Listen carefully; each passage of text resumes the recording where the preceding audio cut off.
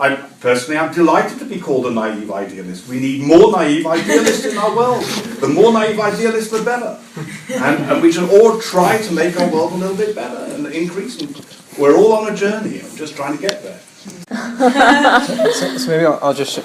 Well, no, you go first. No, it's okay. So Arundhati Roy, who's an Indian writer, she said, all we can do is fight specific wars in specific ways. So, you know, we're all trying to change the world. And with God's help, we're going to succeed. And our children are going to inherit a livable planet. And I try to maintain faith, and I know that there's something bigger going on, and I'm just, part of a much bigger plan that's happening here, and I'm in this incarnation here, and with the awareness that I have about the situation.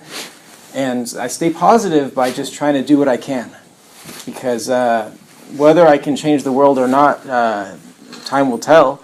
But at the end of the day, I can just put in my effort every day, wake up, have hope, try to do the best I can, try to be good to other people, to be good to creation, to creatures, and hopefully the universe will reward my efforts. The papers give us all the bad stories, which are overwhelming and are terrifying, but there's so much good in our world, not so much good and so much success. You are part of the success. Veganism is a success story. Tomorrow is ours. It's very clear that the conquest is in the making. In Israel itself, in many areas, for example, in solar energy and other areas that we're developing that Jonathan is also involved in, are becoming a source of benefit and of opportunity to the world. I've never ever in the world seen religious leadership so engaged in these issues. Thanks to Pope Francis, we now have religious leaders gathered to the Vatican. I've been privileged to be part of a number of these activities. There's even something called Ethics in Action convened by the Pope that I'm part of that is looking at the different sustainable development goals and how we can create a better world. And I still get to convert the Pope to become a vegan because he's not a vegan yet, but I'm on the way. We'll get there. So we mustn't despair, and especially as Jews. Jews, we've got an amazing history. Anybody who would look analytically at our history would say Jews by definition should be depressed people. But the truth is it's the opposite. We must be incredibly optimistic, because how can you survive everything we've been through without that amazing energy, that amazing motivation? And when you think of where we were just 80 years ago, the greatest depths of degradation that any human community has probably ever experienced. And where we are today, and with all the problems we have in Israel, there are many, many problems indeed. Nevertheless, we've got an amazing, creative, vibrant society in the area of arts and culture and science and technology.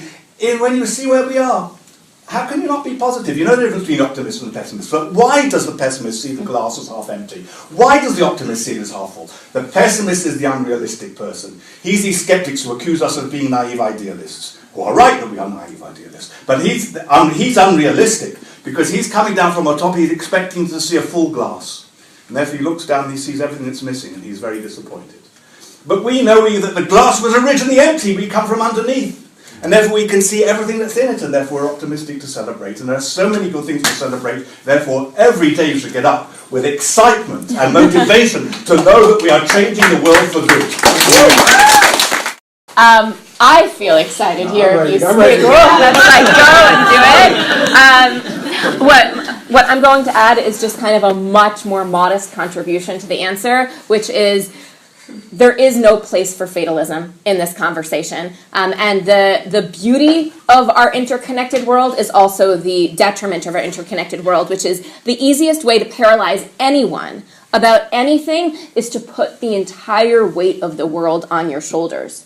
And so whether it's the idea, again, like I mentioned before, of starting the process but not needing to complete it, there's another Jewish idea that very much resonates with me, which is he who saves, or she who saves one life, it's as if she saved the entire world.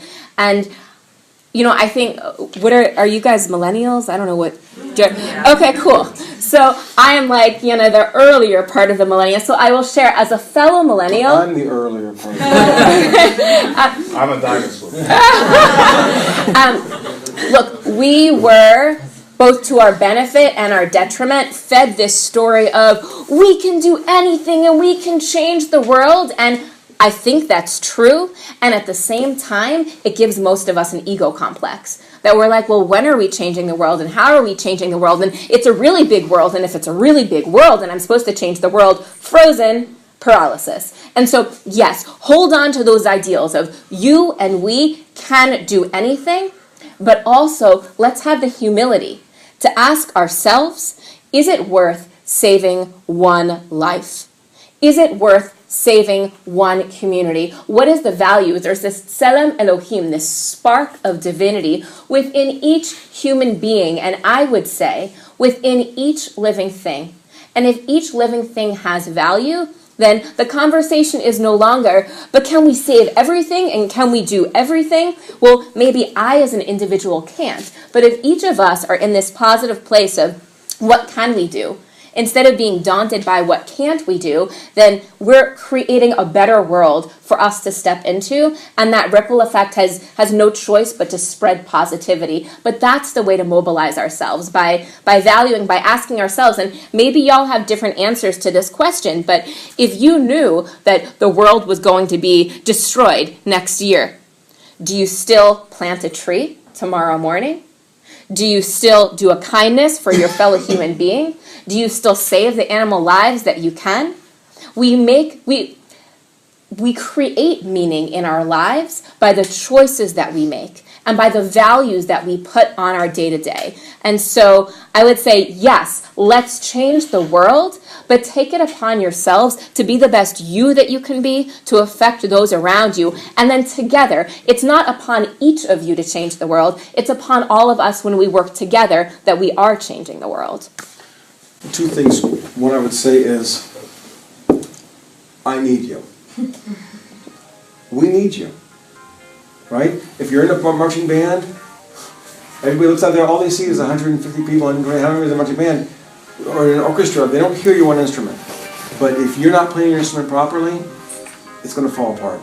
So, yes, you can get personally upset and say, I'm not going to do this anymore. But that's going to weaken our chain. So we need you, we need everybody who's motivated enough to care to do something. Also, your life is going to be more meaningful because you're fighting for something you care about. right? So that's why you do it. You are going to drown. Your soul is going to expire if you abandon this. If you abandon fighting for a cause.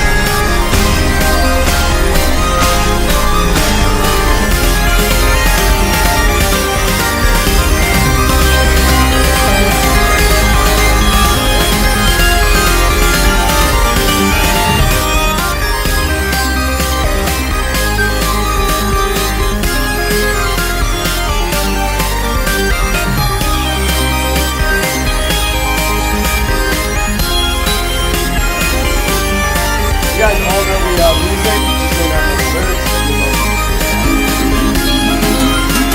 This land is our land. This land is my land. This land is our land. To the heights of Golan. Only if you used to live.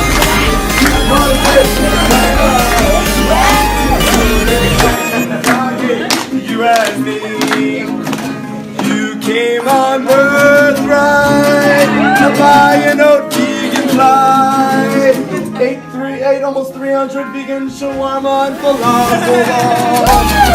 Such tasty delight. But eating one thing, oh, home with you tonight. Is that this land God gave you and me? This land is your land. This land is mine. The heights of gold.